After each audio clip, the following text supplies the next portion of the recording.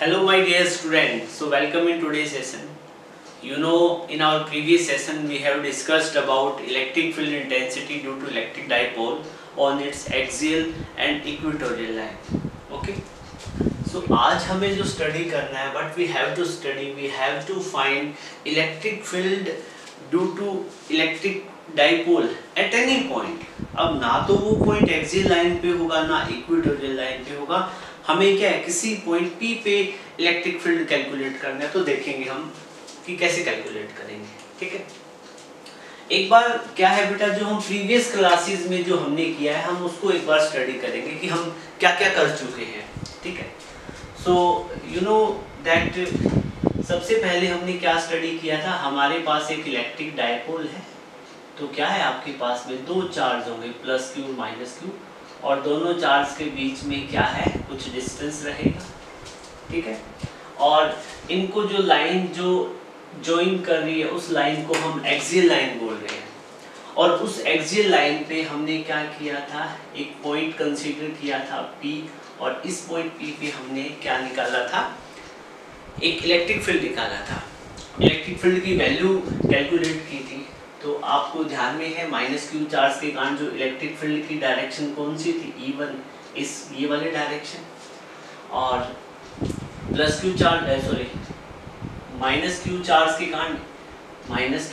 के कारण electric field कितना था, E1, उसकी डायरेक्शन की क्या आएगी, E1 वेक्टर इस डायरेक्शन में, क्योंकि टेस्ट आपको अपनी तरफ अट्रैक्ट करेगा माइनस क्यू चार्ज। और प्लस क्यू चार्ज के कारण पॉइंट P पे इलेक्ट्रिक फील्ड की डायरेक्शन निकाली थी, क्या निकाली थी, E2। आपने देखा था इन दोनों चार्ज के कारण पॉइंट P पे जो इलेक्ट्रिक फील्ड होगा वो E2 क्या है, ज्यादा होता है as compare to E1 magnitude wise.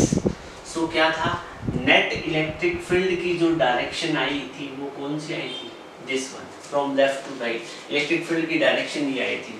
और वहीं पे हमने देखा था डायपोल मोमेंट की डायरेक्शन क्या आएगी। तो डायपोल मोमेंट की डायरेक्शन क्या होती है, negative to positive, negative charge से पॉजिटिव चार्ज।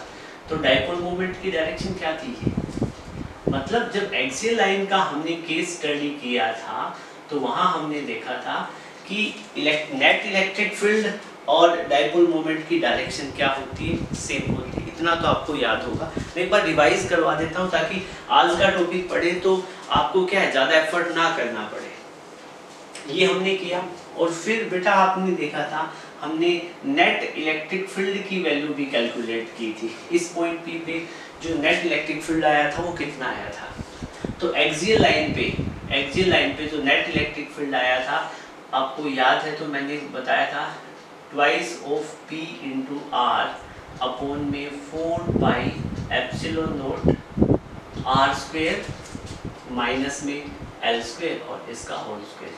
हमने नेट इलेक्ट्रिक फील्ड इतना कैलकुलेट किया था। फिर बेटा अब एक बात बताओ, अब मैं if dipole is small, if dipole is short, dipole छोटी हो जाए, मतलब L डायपोल क्या है, डायपोल का लेंथ वेरी वेरी स्मॉल हो जाए, डायपोल बिल्कुल छोटी हो जाएगी, तो ये पॉइंट P का जो डिस्टेंस है डायपोल के मिड पॉइंट से जो होता था कौन सा, R होता था। ये R डिस्टेंस वैसे ही लार्ज हो जाता था। तो उस केस में हम क्या कर देते थे, L को क्या कर देते थे, L कैन बी नेग्लेक्टेड, इनका स्क्वायर करके नेग्लेक्ट कर दो, कोई फर्क नहीं पड़ता, एक ही बात है। तो उस केस में हमारा जब डायपोल शॉर्ट हो जाए तो जो नेट इलेक्ट्रिक फील्ड आता है ये कितना आता है, 2pr अपॉन में 4 pi epsilon not R square, और उसका L तो नेग्लेक्ट हो जाएगा L स्क्वायर, तो R की पावर 4 हो जाएगी। ये हमने कैंसिल आउट करके बेटा कितना फाइंड आउट किया था, नेट इलेक्ट्रिक फील्ड आ जाता है 2p अपॉन में 4 pi epsilon not R cube.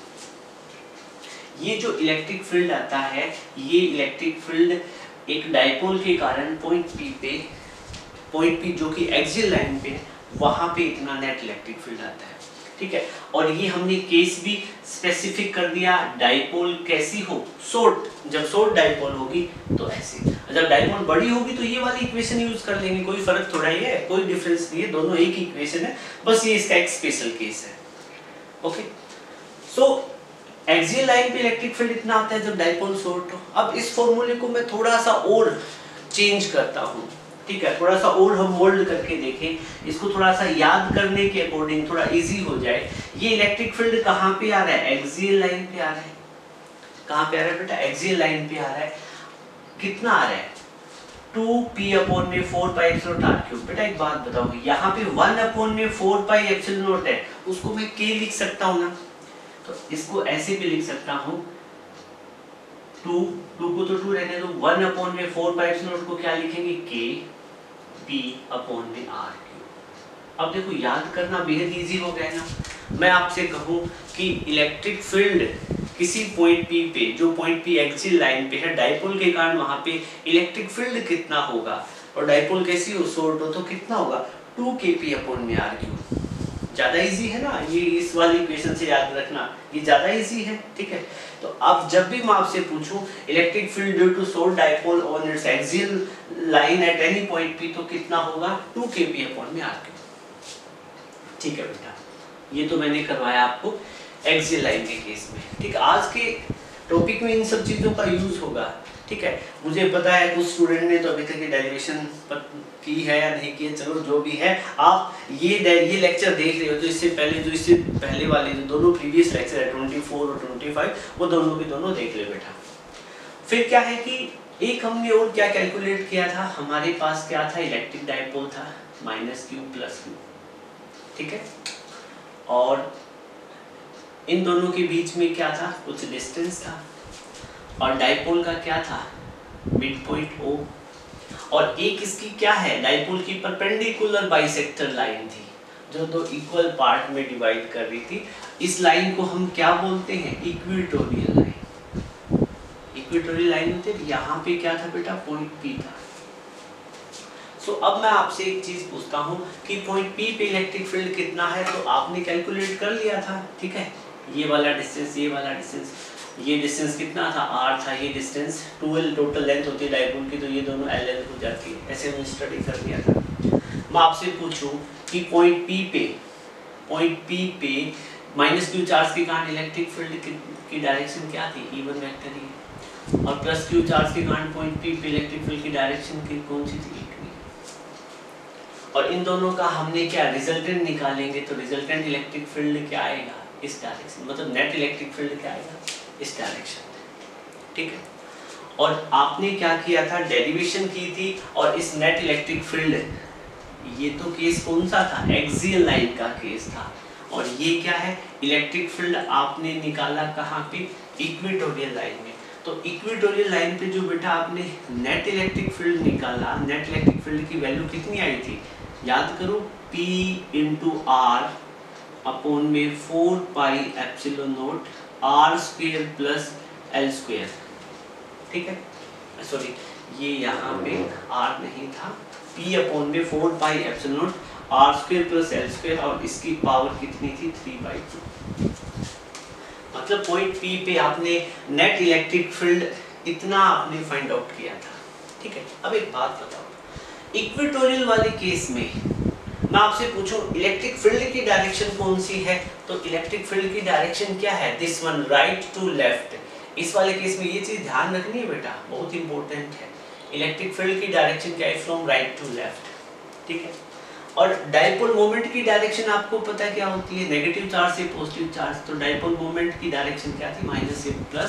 तो डाइपोल मोमेंट की डायरेक्शन बनेगी left to right. Axial line के केस में, please don't forget, axial line के केस में इलेक्ट्रिक फील्ड और डाइपोल मोमेंट की क्या डायरेक्शन होती है? सेम डायरेक्शन होती है बेटा, ठीक है।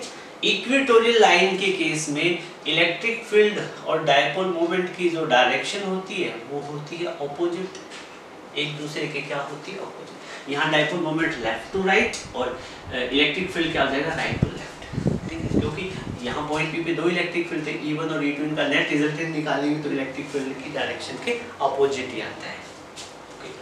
सो हमने पॉइंट P पे इलेक्ट्रिक फील्ड का क्या है? मैग्नीट्यूड यहाँ पे कैलकुलेट कर लिया, ठीक है। अब मैंने क्या है? एक स्पेशल केस ले रहा हूं मैं। एक्सियल लाइन के केस में भी मैंने शॉर्ट डाइपोल लिया, यहाँ पे भी मैं क्या ले रहा हूँ? Short dipole. If dipole is short if dipole is short. ठीक है, डाइपोल शॉर्ट होता है तो उस केस में क्या हो जाएगा बेटा, L क्या हो जाएगा, very very small than R, smaller than R, L की वैल्यू काफी कम हो जाएगी R के कंपैरेटिवली। तो हम जो इलेक्ट्रिक फील्ड निकालेंगे वो कितना आएगा बेटा, P अपॉन में 4 पाई एप्सिलॉन नॉट, और ये जो वैल्यू है कितनी हो जाएगी R स्क्वायर, L तो नेगलेक्ट हो चुके हैं, उसकी पावर R स्क्वायर की पावर 3/2, इसको कैंसिल आउट करोगे तो उससे 2 कैंसिल हो जाएगा। इलेक्ट्रिक फील्ड की वैल्यू आपको मिलेगी P अपॉन में 4 पाई एप्सिलॉन नॉट R। ठीक है बेटा, अब एक बार फिर ध्यान से देखेंगे हम इलेक्ट्रिक फील्ड की जो वैल्यू आपको मिली है वो कितनी मिली है। देखो यहाँ पे 1/1 इनविजिबल है ना, है तो सही, 1/में 4 pi epsilon not electrostatic constant है, इसको मैं क्या लिखूंगा K, फिर क्या है P अपॉन में बचा क्या R। ये इलेक्ट्रिक फील्ड की वैल्यू आई है कहाँ, पॉइंट P पे। ये पॉइंट P कहाँ है, इक्वेटोरियल लाइन पे, और डाइपोल कैसी है, शॉर्ट डाइपोल है। तो यहाँ पे जो नेट इलेक्ट्रिक फील्ड आया है ये आया है इक्वेटोरियल लाइन के केस में। ओके, सो बेटा अब क्या है, ये तो आपका एक तरीके से मैंने रिवीजन करवाया है। मेरा जो मेन मोटिव है आज के डेरिवेशन में हम क्या है, हम कैलकुलेट करेंगे इलेक्ट्रिक फील्ड, कैलकुलेट करेंगे एक डाइपोल के कारण किसी भी पॉइंट P पे, तो वहां पे हमें इलेक्ट्रिक फील्ड एक्सियल पे और इलेक्ट्रिक फील्ड इक्वेटोरियल लाइन पे, इन दोनों की हमें रिक्वायरमेंट थी, इसलिए मैंने आपको रिवाइज करवा दिया है। ठीक है, सो आप इनको एक बार थोड़ा रफ वर्क में काउंट करके क्या कर लो, नोट कर लो। और यहाँ से आप ये ध्यान रखो एक्सियल लाइन के केस में डाइपोल मोमेंट और इलेक्ट्रिक फील्ड की डायरेक्शन सेम रहेगी, और इक्वेटोरियल के केस में इलेक्ट्रिक फील्ड और डाइपोल मोमेंट की डायरेक्शन क्या रहती है, अपोजिट। वीडियो को पॉज करो या स्क्रीनशॉट करो, इसको रफ वर्क में काउंट करो और दोनों रिजल्ट क्या है मेमोराइज कर लो, आगे इनकी रिक्वायरमेंट पड़ेगी। सो बेटा अब हम स्टार्ट करते हैं, जो आज जो डेरिवेशन हमें डिस्कस करनी है वो स्टडी करेंगे। ठीक है बेटा, आप रेगुलर फिजिक्स में काम कर रहे हो तो मैं नहीं मानता आपको किसी भी टाइप की दिक्कत आ रही होगी। आप रेगुलर अपना काम जारी रखें, जो भी आप काम कर रहे हो टाइम टू टाइम उसको रिवाइज करते रहोगे। ठीक है, क्योंकि बेटा ऐसा होता है कि आप ये सोचो कि एक डेरिवेशन आपने 15 दिन पहले की थी, ठीक है, और आज आप भूल गए हो, कोई भी भूल जाता है, इवन टीचर भी भूल सकता है यदि वो टॉपिक के टच में ना रहे। तो आपको क्या है कि कंटिन्यूअसली जो चीज़ पहले आप पढ़ चुके हो, जब भी आपको टाइम मिलता है आप सैटरडे और संडे 2 दिन का एक ऐसा स्लॉट बना सकते हो जिसमें क्या है कि जो प्रीवियस चीज़ें हैं उनको क्या कर सकते हो, रिवाइज कर सकते हो। ठीक है, अब तो आपके पास टाइम की वैसे भी कमी नहीं है, क्योंकि आपको ना तो स्कूल जाना होता है, ठीक है, ना इधर उधर कहीं बाहर आप जा सकते हैं, तो आप कंप्लीटली क्या आपके पास टाइम ही टाइम होता है। और बीइंग साइंस स्टूडेंट आपकी रिस्पॉन्सिबिलिटी और ज़्यादा बढ़ जाती है सब्जेक्ट पे फोकस करने की। ठीक है, और आपको पता है फिजिक्स पे फोकस आपको करना ही पड़ेगा। ठीक है, अदरवाइज फिजिक्स आपको माफ नहीं करती है। ठीक है, सो आप रेगुलर काम करोगे, मुझे पता है जो स्टूडेंट रेगुलर काम कर रहा होगा उसको बड़ा मजा आ रहा होगा फिजिक्स पढ़ने में। ठीक है, और जो इरेगुलरिटी वाले केसेस है वो तो देखो फिर हमेशा ऐसे ही रहेंगे। ठीक है, सो बेटा अब हम आज का टॉपिक डिस्कस करेंगे। इसका बैकग्राउंड मैंने तैयार कर दिया है, उम्मीद करता हूँ आपको अच्छा भी लगा होगा। हमें इलेक्ट्रिक फील्ड इंटेंसिटी कैलकुलेट करनी है। हमारा जो टारगेट है वो क्या है बेटा, हमारे पास यहाँ पे एक डाइपोल है। ठीक है, डाइपोल में आपको पता है 2 चार्जेस होते हैं और दोनों चार्जेस के बीच में कुछ डिस्टेंस होता है, ये डाइपोल का एंड, ये जो डाइपोल का जो पॉइंट है, इस वाले पॉइंट को हम क्या नाम देते हैं, ये डाइपोल का पॉइंट ए है। ए भी एक डाइपोल है, और डाइपोल का यहाँ पे मिड पॉइंट है, और डाइपोल के मिड पॉइंट को हम बोलेंगे ओ। ओ क्या चीज़ है, डाइपोल का मिड पॉइंट। आप इसको यहाँ लिखने की बजाय नीचे लिख दो तो ज़्यादा बेटर रहेगा। ठीक है, ओ क्या चीज़ है, डाइपोल का मिड पॉइंट है। टोटल डाइपोल का लेंथ क्या होता है, 12 होता है, तो ये भी यहाँ पे हम लिखते हैं डाइपोल का लेंथ कितना है, L और L टोटल कितना हो जाएगा 12। ठीक है, 12 डाइपोल का क्या है, लेंथ रहेगा। आपको क्या करना है, मैं आपसे पूछूं, देखो डाइपोल में 2 चार्ज होते हैं और उन चार्जेस के सराउंडिंग में क्या है, इलेक्ट्रिक फील्ड होगा, तो हर पॉइंट पे इलेक्ट्रिक फील्ड होगा। यहाँ पे इलेक्ट्रिक फील्ड होगा एक्सियल लाइन पे, यहाँ पे भी एक्सियल लाइन पे कोई पॉइंट है वहाँ पे भी इलेक्ट्रिक फील्ड होगा। कोई लाइन ऐसे पास कर रही है इक्वेटोरियल लाइन, यहाँ पे भी फील्ड होगा, यहाँ पे भी फील्ड होगा। ठीक है, मैं आपसे एक्सियल से पूछूं आप फॉर्मूला लगा दोगे, मैं आपसे इक्वेटोरियल से पूछूं आप फॉर्मूला लगा दोगे। मैं कहूँ मेरा पॉइंट P यहाँ पे है, यहाँ पे है, यहाँ पे है, यहाँ पे। अब पॉइंट कहाँ पे है? ना तो एक्सियल पे है ना इक्वेटोरियल पे, रैंडमली वो पॉइंट कहीं पे भी हो, तो उस केस में आप क्या करोगे? कंफ्यूज हो जाओगे? नहीं, कंफ्यूज नहीं होना है। आपको क्या करना है, एक नया डेरिवेशन बनाना है और नए डेरिवेशन से आप किसी भी पॉइंट P पे क्या कर पाओगे, इलेक्ट्रिक फील्ड कैलकुलेट कर पाओगे। आपको समझ में तो आ गया ना कि हम ये टॉपिक क्यों पढ़ रहे हैं। ठीक है, सो बेटा क्या है कि मेरे पास यहाँ पे एक पॉइंट है P, सपोज करो यहाँ पे एक पॉइंट P है। इस पॉइंट P पे मैं क्या करना चाहता हूँ, इलेक्ट्रिक फील्ड फाइंड आउट करना चाहता हूँ। ये पॉइंट P ना तो एक्सियल लाइन पे है ना इक्वेटोरियल लाइन पे है, तो ये पॉइंट P है कहाँ? ये डाइपोल के मिड पॉइंट से कितनी डिस्टेंस पे है? डाइपोल के मिड पॉइंट से बेटा ये r डिस्टेंस पे है। ठीक है, सो अब पॉइंट P पे हम इलेक्ट्रिक फील्ड कैलकुलेट करेंगे, तो आपकी क्या स्ट्रेटजी रहेगी, क्या थ्योरी, क्या आपके माइंड में चलेगा? ठीक, आप क्या सोच सकते हो? अब एक बात बताओ, ये जो मैं पहले रफ वर्क बता रहा हूँ आपको, ठीक है, A से पॉइंट P के बीच का डिस्टेंस निकालो, इस वाले चार्ज के कारण यहाँ इलेक्ट्रिक फील्ड निकालेंगे, इस वाले चार्ज के कारण यहाँ इलेक्ट्रिक फील्ड निकालेंगे। ठीक है, फिर यहाँ पे कोई एंगल थीटा बनेगा। ठीक है, फिर आप ज्योमेट्री का यूज करोगे, चीजें काफी कॉम्प्लिकेटेड हो जाएगी। ठीक है, सो हम क्या है, इस वाले प्रोसेस से चलते हैं, ये वाला डिस्टेंस ले लेते हैं, ये वाला डिस्टेंस ले लेते हैं, ये वाला एंगल तो आपको लेना ही पड़ेगा। ठीक है, अब इस वाले पॉइंट की कहानी यहाँ इलेक्ट्रिक फील्ड निकाले, इस वाले की कहानी यहाँ निकाले। ठीक है, तो ये कैलकुलेशन और काफी लेंथी कैलकुलेशन हो जाएगा। उससे बचने के लिए हमारे पास एक छोटा सा फॉर्मेट है, वो यूज करेंगे हम। क्या यूज करेंगे? छोटा सा फॉर्मेट है। वो फॉर्मेट क्या कहता है बेटा? देखो, ये कहता है कि जो ये इलेक्ट्रिक डाइपोल AB डाइपोल है, ठीक है, AB क्या चीज है यहाँ पे मेंशन कर दो, AB है इलेक्ट्रिक डाइपोल। 12 क्या चीज है? लेंथ ऑफ डाइपोल या डाइपोल है। O क्या चीज है?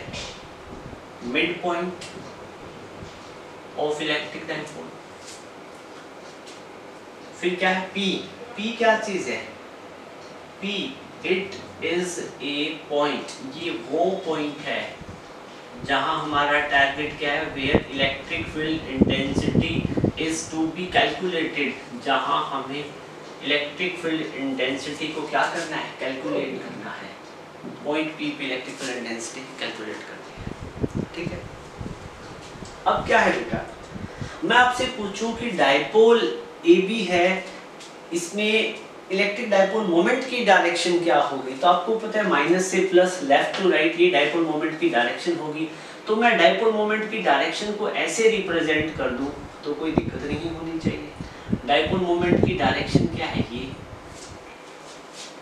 ओके, सो एक बात बताओ बेटा, डाइपोल मोमेंट ने, ये जो इलेक्ट्रिक डाइपोल, ये जो डाइपोल मोमेंट है, इस डाइपोल मोमेंट ने यहाँ पे पॉइंट P वाली लाइन के साथ में कितना एंगल बना रखा है?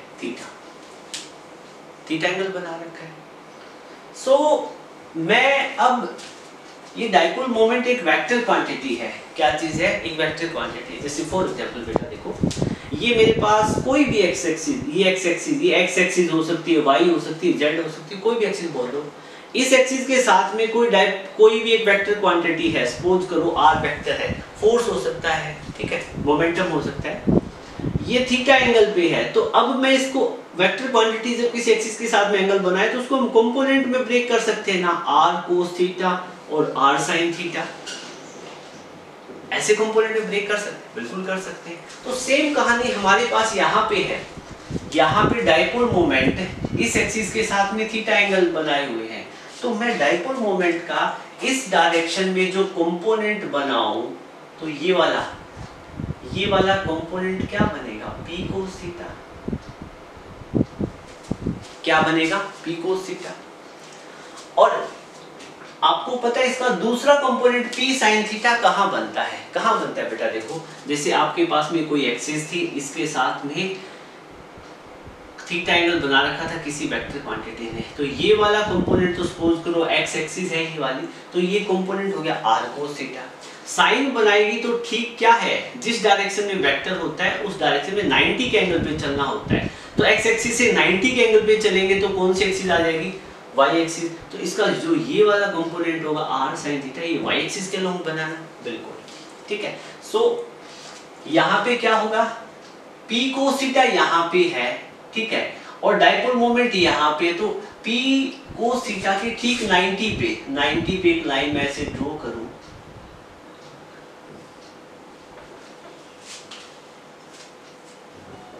जो पी कोस थीटा है इस पे एक लाइन परपेंडिकुलर लाइन ड्रॉ करूं, तो परपेंडिकुलर लाइन ऐसे बनेगी ना बेटा, you are getting my point, ठीक है। ये तो लाइन जैसे डाइपोल मोमेंट के लिए कोस वाली ये वाली लाइन, ये कौन सी है, ये तो बन गई एक्सियल लाइन, कौन सी बन गई बेटा, एक्सियल लाइन, ठीक है। और एक्सियल लाइन पे ठीक 90 के एंगल पे क्या होती है, इक्वेटोरियल लाइन, ये वाली लाइन कौन सी बन गई, इक्वेटोरियल। बेटा आपको पता है ना, ये वाली लाइन एक्सियल लाइन है तो इक्वेटोरियल इस पे 90 के एंगल पे होती है ना, ठीक है। तो ये वाली लाइन एक्सियल लाइन है तो ये वाली कौन सी बन गई, इक्वेटोरियल लाइन। मैंने क्या करना है, मेरे पास ये डाइपोल मोमेंट था पी वेक्टर, ठीक है, इस डाइपोल मोमेंट को मैं यहाँ लिख दूं तो और भी अच्छा रहेगा, आपको कंफ्यूजन नहीं होगी किसी तरीके से। डाइपोल मोमेंट की डायरेक्शन ये थी, ठीक है, तो मिड पॉइंट पे हम ले रहे हैं, मिड पॉइंट पे डाइपोल मोमेंट इस वाली जो लाइन ओपी वाली लाइन जो आर डिस्टेंस इसके साथ में थीटा एंगल है, तो इसको कंपोनेंट में रिजोल्व करेंगे, डाइपोल मोमेंट वेक्टर क्वांटिटी, तो ये कंपोनेंट कितना बन गया, पी कोस थीटा। जो दूसरा कंपोनेंट आएगा इसका ठीक 90 पे आएगा ना, p sine theta, you are getting my point, ठीक है।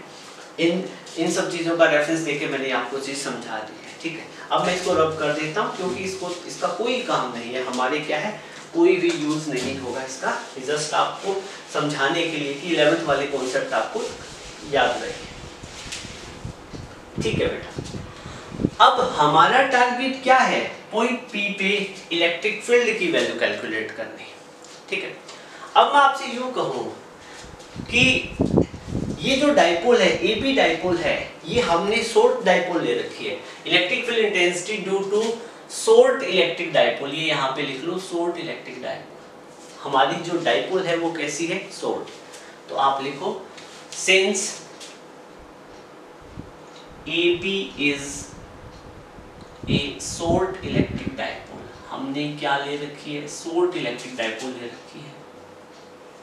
ये डाइपोल कैसी है बेटा, शॉर्ट, हमारे पास क्या है, AB एक शॉर्ट इलेक्ट्रिक डाइपोल है, और आपको पता है शॉर्ट इलेक्ट्रिक डाइपोल की एक्सियल लाइन पे और इक्वेटोरियल लाइन पे, दोनों लाइन पे आपको इलेक्ट्रिक फील्ड की वैल्यू पता है, ठीक है। तो आप लिखो electric field intensity at axial line due to short electric dipole. Short electric dipole कितनी होती है बेटा, शॉर्ट इलेक्ट्रिक डाइपोल बताओ कितनी होती है, इलेक्ट्रिक फील्ड की वैल्यू कितनी होती है, ई एक्सियल। हमने जो मैंने डेरिवेशन करवाई थी वो याद है, एक्सियल के केस में कितनी आई थी, ये कितनी आई थी बेटा, twice of K P upon me R, इतनी वैल्यू आई थी, you are getting my point. Electric field की वैल्यू क्या आई थी, 2kpr3, ठीक है। अब एक बात बताओ, यहाँ जो पॉइंट P है इस पे electric field P cos theta component के कारण भी होगा, और क्या है, electric field P sine theta component के कारण भी होगा, you are getting my point. हमें पॉइंट P पे इलेक्ट्रिक फील्ड कैलकुलेट करना है, ठीक है। पहले हम इस चीज को समझते जो मैं बता रहा हूँ।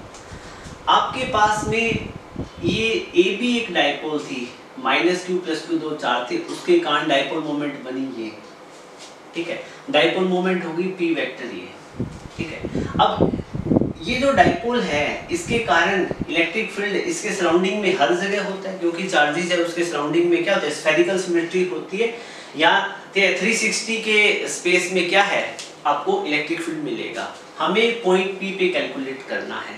हमने क्या किया, ये जो डाइपोल मोमेंट की डायरेक्शन ये वाली बन रही थी P वेक्टर, जो थीटा एंगल बना रही थी इस लाइन के, जिस पॉइंट पे हमें इलेक्ट्रिक फील्ड फाइंड करना था, डाइपोल के मिड पॉइंट से जो कनेक्ट कर रही थी, उसके साथ में एंगल कितना था बेटा, थीटा था। तो हमने क्या किया, इस P वेक्टर को, डाइपोल मोमेंट को P cos थीटा और P sin थीटा में क्या कर दिया, रिजोल्व कर दिया। अब P को जब कंपोनेंट में रिजोल्व हम कर देंगे तो उसके बाद में P का तो रोल ही खत्म हो जाता है, इस लाइन का तो रोल ही खत्म हो जाएगा। अब इलेक्ट्रिक फील्ड किन किन के कारण होगा, P cos theta dipole moment वाली कंपोनेंट के कारण, और एक क्या है P sin theta, P sin theta dipole moment का कंपोनेंट है, इनके कारण। कहां पे, पॉइंट P पे। तो पॉइंट P पे मैं इलेक्ट्रिक फील्ड की वैल्यू कैलकुलेट करता हूं, तो electric field P cos theta component के कारण होगा ना, ठीक है। अब एक बात बताओ, ये पॉइंट P इस वाली ये कौन सी लाइन पे आ रहा है, एक्सियल लाइन पे आ रहा है, और एक्सियल लाइन पे इलेक्ट्रिक फील्ड की वैल्यू कैसे निकालते हो, 2kpr3, जब डाइपोल कैसी हो, शॉर्ट डाइपोल हो, ठीक है। तो एक्सियल लाइन पे इलेक्ट्रिक फील्ड की वैल्यू कितनी आती है, 2kpr3, ठीक है। अब एक बात बताओ, यहाँ पे डाइपोल का कौन सा कंपोनेंट आ रहा है, कोस कंपोनेंट आ रहा है, तो इसके साथ में आपको क्या ऐड करना पड़ेगा, कोस थीटा, मतलब डाइपोल मोमेंट का 2kp कोस थीटा अपॉन में r3 बन जाएगा, ठीक है। ये क्या चीज आप यूं कह सकते हो, due to p cos theta component, p cos theta component, मतलब एक्सियल पॉइंट P पे इतना इलेक्ट्रिक फील्ड होगा 2kp cos थीटा अपॉन में r3, किसके, एक्सियल लाइन के कारण, मतलब P cos theta dipole moment वाले कंपोनेंट के कारण, ठीक है। फिर जो P sin थीटा वाला कंपोनेंट है, इसके कारण भी पॉइंट P पे इलेक्ट्रिक फील्ड होगा। अब एक बात बताओ, ये वाली लाइन है, इसके लिए ये वाला पॉइंट किस पे हो जाएगा, इक्वेटोरियल लाइन पे, क्योंकि क्या है 90 के एंगल पे है। You're getting my point, ठीक है। मैं आपसे एक छोटी सी बात पूछता हूं, पॉइंट P पे P cos थीटा कंपोनेंट के कारण इलेक्ट्रिक फील्ड की डायरेक्शन बताओ, P cos थीटा कंपोनेंट के कारण पॉइंट P पे इलेक्ट्रिक फील्ड की डायरेक्शन बताओ। सर अभी तक तो आप ये कहते थे कि डाइपोल जब भी इलेक्ट्रिक फील्ड की डायरेक्शन चेक करनी हो, टेस्ट चार्ज रखे, तो यहाँ टेस्ट चार्ज रखेंगे तो क्या होगा, तो कंफ्यूजन आ गई ना, ठीक है। अब एक बात बताओ बेटा, ये पॉइंट P cos थीटा वाले केस में ये पॉइंट P कौन सी लाइन पे है, एक्सियल लाइन पे है, और मैंने आपको बताया था जब भी एक्सियल का केस आता है, एक्सियल लाइन के केस में जो डायरेक्शन डाइपोल मोमेंट की होती है वही डायरेक्शन किसकी होती है, इलेक्ट्रिक फील्ड की। तो मतलब क्या है, पॉइंट P पे इलेक्ट्रिक फील्ड की डायरेक्शन क्या है, ये वाली रहेगी। You're getting my point? Electric field की डायरेक्शन क्या रहेगी, जो डाइपोल मोमेंट की, डाइपोल मोमेंट ये ऊपर की तरफ है, तो इलेक्ट्रिक फील्ड की डायरेक्शन भी क्या रहेगी, ऊपर की तरफ रहेगी। होपफुली आपको समझ में आया अच्छे से, ठीक है। फिर मैं पॉइंट P पे P sin थीटा कंपोनेंट के कारण इलेक्ट्रिक फील्ड फाइंड आउट करता हूं। अब P sin थीटा है, P sin थीटा वाला जो कंपोनेंट है, उसके लिए ये पॉइंट P उसकी इक्वेटोरियल लाइन पे है ना, देखो P sin थीटा वाली लाइन ये है, इसका परपेंडिकुलर बाइसेक्टर है ना। अब आप इसको x एक्सिस बोल, इसको x बोलो तो ये क्या हो जाएगा y, तो y के लिए ये वाला पॉइंट क्या हो जाएगा, परपेंडिकुलर बाइसेक्टर पे हो गया। You are getting my point. तो अब यहाँ पे जो इलेक्ट्रिक फील्ड है P sin थीटा वाले कंपोनेंट के कारण, उसकी डायरेक्शन क्या रहेगी, मतलब P sin थीटा वाले कंपोनेंट के कारण पॉइंट P पे इलेक्ट्रिक फील्ड की डायरेक्शन क्या रहेगी। अब P sin थीटा वाले के लिए ये वाला पॉइंट किस पे है, इक्वेटोरियल लाइन पे है। और जब इक्वेटोरियल लाइन का केस मैंने बताया था, तो मैंने बताया था आपको कि डाइपोल मोमेंट की डायरेक्शन और इलेक्ट्रिक फील्ड की डायरेक्शन इक्वेटोरियल के केस में अपोजिट होती है, ठीक है। अब एक बात बताओ, ये वाली लाइन है ना, ये वाली लाइन, इसके एक रेफरेंस लाइन मैं ड्रॉ कर दूं, यहाँ पे ये वाली लाइन है, इसके रेफरेंस लाइन मैंने ये ड्रॉ कर दी। ये दोनों लाइन पैरेलल है बेटा, ये दोनों लाइन क्या है, पैरेलल पॉइंट P पे। अब पॉइंट P पे अब हमें इलेक्ट्रिक फील्ड की डायरेक्शन निकालनी है P sin थीटा वाले कंपोनेंट के कारण, तो डाइपोल मोमेंट की डायरेक्शन क्या होगी, नीचे की तरफ। तो पॉइंट P पे जो इलेक्ट्रिक फील्ड की डायरेक्शन रहेगी वो क्या रहेगी, डाइपोल मोमेंट के अपोजिट में क्या रहेगी, अपोजिट में। समझ में आ गया होगा उम्मीद करता हूँ। ये इलेक्ट्रिक फील्ड की डायरेक्शन रहेगी ड्यू टू इक्वेटोरियल, मतलब इक्वेटोरियल पी साइन थीटा के कारण यहाँ पे जो इलेक्ट्रिक फील्ड होगा वो ई इक्वेटोरियल होगा। मतलब आप इसको कह दो पी कोस थीटा के कारण इलेक्ट्रिक फील्ड E1 है, तो पी साइन थीटा के कारण इलेक्ट्रिक फील्ड कितना है, E2। मैं E1 को ई एक्सियल बोल रहा हूँ, E2 को क्या बोल रहा हूँ, ई इक्वेटोरियल। जो नेट इलेक्ट्रिक फील्ड होगा वो यहाँ पे क्या होगा, इन दोनों को हम क्या कर लेंगे, रिजोल्व कर लेंगे। You are getting my point, ठीक है। सो बेटा क्या है, ये बात आपको समझ में आई अच्छे से, ठीक है। हमने P cos थीटा कंपोनेंट के कारण पॉइंट P पे इलेक्ट्रिक फील्ड की वैल्यू लिख ली थी, कितनी होगी 2kP cos थीटा अपॉन में r3, ठीक है। अब हम क्या करेंगे, electric field intensity at equatorial line due to, ये कंप्लीट लिख लेना, equatorial line due to short dipole. और शॉर्ट डाइपोल का कौन सा, ड्यू टू कौन सा component, P sin component, P sin theta component के कारण हम इस P sin थीटा कंपोनेंट के कारण यहाँ पे इलेक्ट्रिक फील्ड की वैल्यू कैलकुलेट करना चाहते हैं। एक बार फिर से मैं बताऊंगा, P sin थीटा वाली लाइन के लिए ये वाला पॉइंट उसके परपेंडिकुलर बाइसेक्टर पे है, तो इक्वेटोरियल वाला फॉर्मूला लगेगा यहाँ पे पॉइंट P पे इलेक्ट्रिक फील्ड क्या होगा, E इक्वेटोरियल। और इक्वेटोरियल के केस में इलेक्ट्रिक फील्ड कैसे निकालते हो, P अपॉन में r³ होता है, ठीक है। यहाँ पे P डाइपोल मोमेंट होता है, लेकिन यहाँ डाइपोल मोमेंट कंपोनेंट की फॉर्म में है, यहाँ पे डाइपोल मोमेंट क्या हो जाएगा, P sin थीटा।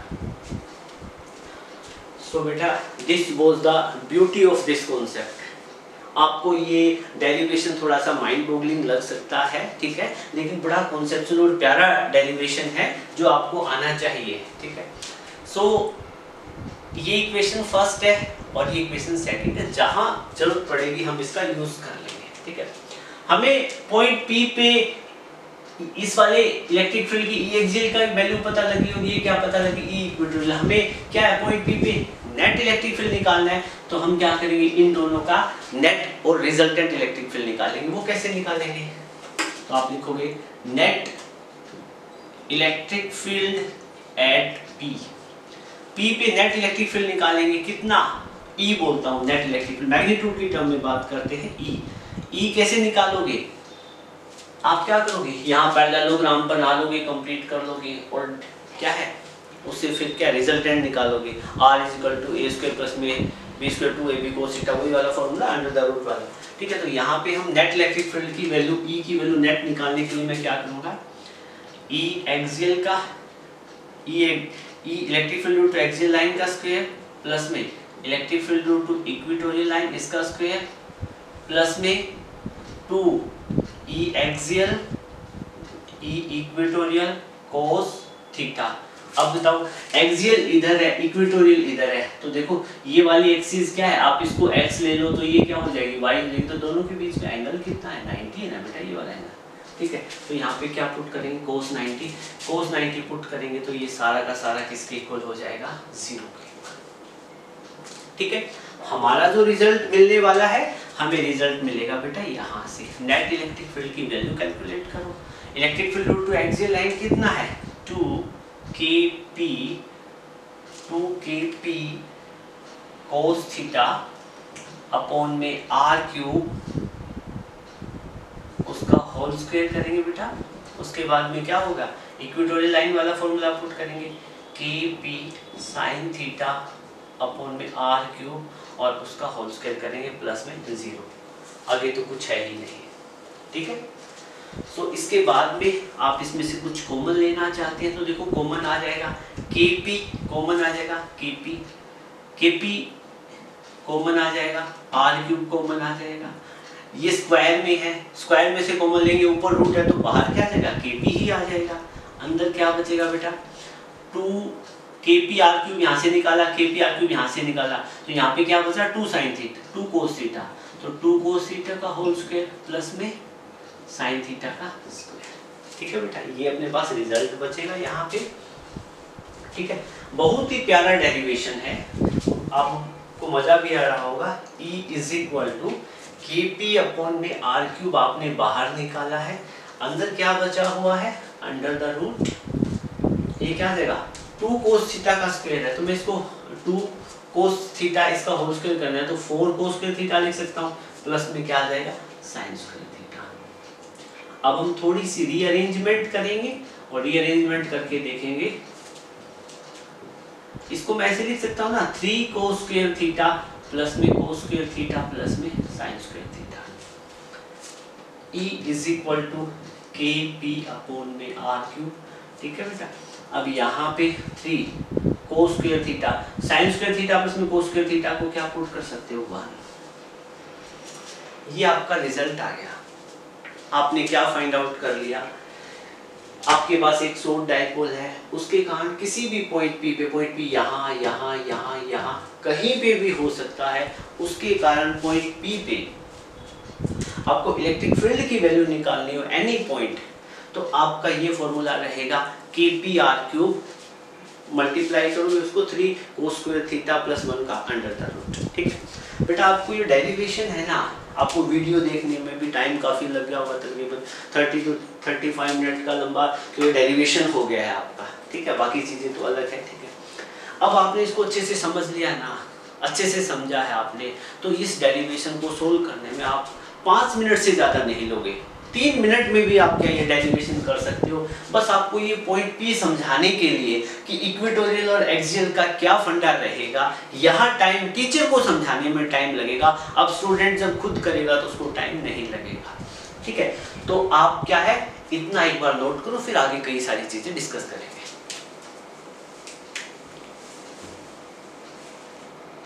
ये रिजल्ट फाइनल अपना आ चुका है। कई बार आपसे क्या होगा, हाँ एक चीज का आपको ध्यान रखना है, ये जो थीटा एंगल, ये जो एंगल थीटा होता है ना, इसका हमें ध्यान रखना है। ठीक है, सो आप इसको लिख लो, थीटा क्या चीज है, theta it is angle between, it is the angle between line joining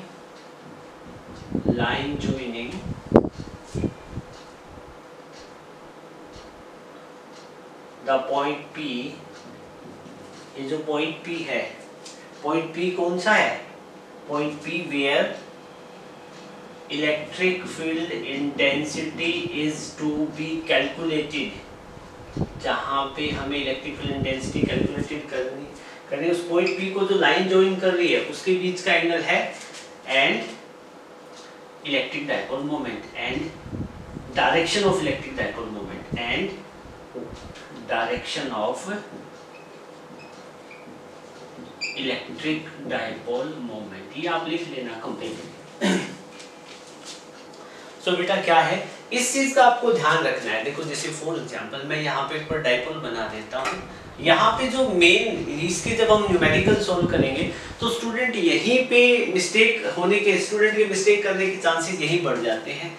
जैसे ये आपके पास में क्या है, डाइपोल है, यहाँ पे माइनस क्यू चार्ज है, यहाँ पे प्लस क्यू चार्ज है, यहाँ पे पॉइंट P है, ये डाइपोल का मिड पॉइंट है, ये डिस्टेंस कितना है R है। ठीक है, ये एंगल थीटा है, तो यहाँ पे ये जो एंगल है, ये जो मेरा थीटा एंगल है जो मैंने डेरिवेशन सोल्व की है, ठीक है ना, उस केस में चार्ज मैंने कहाँ पे लिया है, लेफ्ट में, नेगेटिव चार्ज लिया लेफ्ट में, पॉजिटिव क्या लिया राइट में। तो इस केस में मेरी जो डाइपोल मोमेंट की डायरेक्शन बन रही है वो क्या बन रही है, लेफ्ट टू राइट बन रही है। You are getting my point. और जो पॉइंट P से जो लाइन जो ज्वाइन हो रही है वो ऐसे हो रही है, तो इन दोनों के बीच में देखो डाइपोल मोमेंट हमने ये दिखाया था, डाइपोल मोमेंट की डायरेक्शन ये है। डाइपोल मोमेंट ने जो लाइन ज्वाइन कर रही है मिड पॉइंट ऑफ डाइपोल को पॉइंट P के साथ में, जहाँ पे हम इलेक्ट्रिक फील्ड कैलकुलेट करना है, उनके बीच का एंगल है। You are getting my point. अब मान लो कि कई बार न्यूमेरिकल ऐसा आ जाए आपके पास में, ये भी तो हो सकता है, रिवर्स सिचुएशन आ जाए आपके एग्जाम में, ऐसा क्वेश्चन आ जाए जिसमें क्या है, प्लस चार्ज यहाँ पे और माइनस चार्ज यहाँ पे हो, पॉइंट P यहाँ पे है। ठीक है, तो उस केस में आपको पॉइंट P पे इलेक्ट्रिक फील्ड कैलकुलेट करना हो, पॉइंट P पे आपको इलेक्ट्रिक फील्ड कैलकुलेट करना हो, तो अब बताओ ये वाला एंगल लेंगे या ये वाला एंगल लेंगे, एंगल 1 लेंगे या 2 लेंगे। ये जो डेरिवेशन सोल्व की है ना, ये फॉर्मूला आपको याद रखना है। Electric field at any point P due to solved electric dipole कितना होता है, Kp अपॉन में r cube under the root 3 cos square theta plus में 1। ये फॉर्मूला आपको याद रखना है, ठीक है। बट इसमें जो आपने जो थीटा निकाला है वो कैसे निकाला है, इस वाले केस में ऊपर वाला केस स्टडी करके, मतलब यहाँ पे इलेक्ट्रिक डायपोल और जो पॉइंट P को ज्वाइन कर रही है उन दोनों के बीच का एंगल है। You are getting my point, ठीक है। अब इस वाले केस में बताओ आप कौन सी डायरेक्शन लोगे, थीटा 1 लोगे या थीटा 2 लोगे। इस केस में एक बात बताओ, डायपोल अब मैं ये कह देता हूँ, डायपोल मोमेंट की डायरेक्शन रिवर्स नहीं कर गई बेटा। देखो डायपोल मोमेंट की डायरेक्शन क्या होती है, रिवर्स। ये डायपोल मोमेंट की डायरेक्शन सॉरी अब इस केस में चेंज हो गई, और जो लाइन ज्वाइन कर रही है वो कौन सी, ये वाली। तो अब एंगल आपको कौन सा लेना पड़ेगा, थीटा ये लेना पड़ेगा, ठीक है। आपको एग्जामिनर क्वेश्चन में कंफ्यूज करने के लिए इस टाइप की न्यूमेरिकल देगा, ठीक है। अब मान लो कि ये वाली सिचुएशन है, एग्जामिनर आपको कैसे देगा, ये वाली सिचुएशन दे देगा और कह देगा कि ये वाला एंगल 60 डिग्री है। तो क्या आप फॉर्मूले में 60 डाल के सोल्व कर दोगे, नहीं ना। तो क्या करोगे, आप क्या करोगे, आपको पता है स्ट्रेट लाइन पे टोटल एंगल 180 होता है, दिस वन इज 60, तो रिमेनिंग कितना हो जाएगा 120। तो जब आप ये सोल्व करोगे तो यहाँ पे एंगल कितना लेना पड़ेगा आपको, 120। इन सब चीजों का क्या है आपको ध्यान रखना है बेटा, अदरवाइज क्या है न्यूमेरिकल में दिक्कत हो जाएगी, कंफ्यूजन हो जाएगी, ठीक है। तो इस वाले टॉपिक में देखो जो electric field intensity due to dipole है उसमें हमें कुछ बातों का विशेष ध्यान रखना है, ठीक है। एक्सियल लाइन के केस में डायपोल मोमेंट और इलेक्ट्रिक फील्ड की डायरेक्शन सेम होती है, पैरेलल होते हैं दोनों।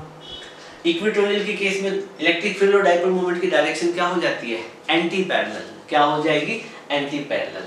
तो ये दोनों चीजों का आपको ध्यान रखना है। ये मास्टर फॉर्मूला बन गया, क्या बन गया, मास्टर फॉर्मूला। अब एक बात बताओ, इस फॉर्मूले को हम थोड़ा सा आगे डिस्कस करते हैं, क्या करते हैं, थोड़ा सा आगे डिस्कस करते हैं। ये वाला तो नोट कर लोगे आप, स्क्रीनशॉट ले लो एक बार, ठीक है, ओके।